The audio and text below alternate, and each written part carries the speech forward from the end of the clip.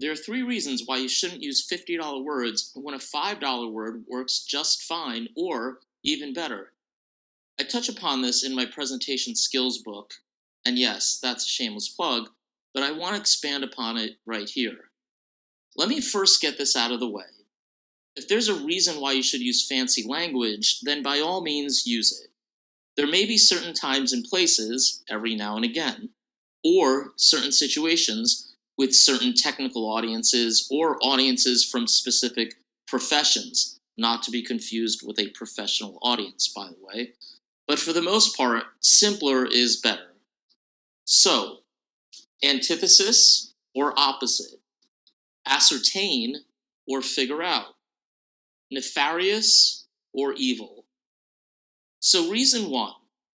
Simpler words generally have a lot more sincerity. It's just built into them. And simpler words are more down to earth.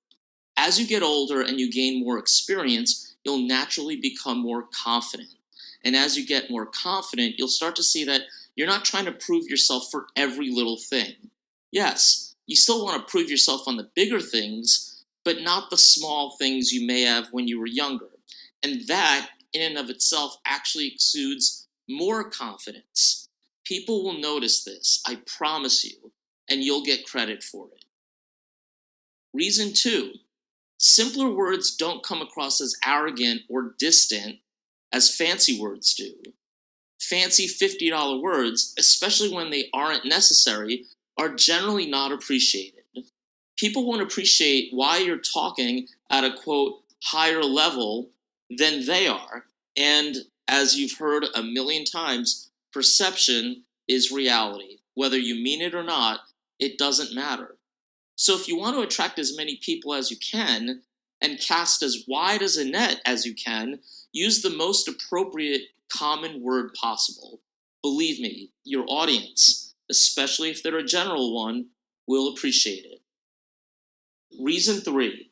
More people will understand you, literally. There are many people in the US and elsewhere who are smart, but English or whatever language, fill in the blank, might be their second language.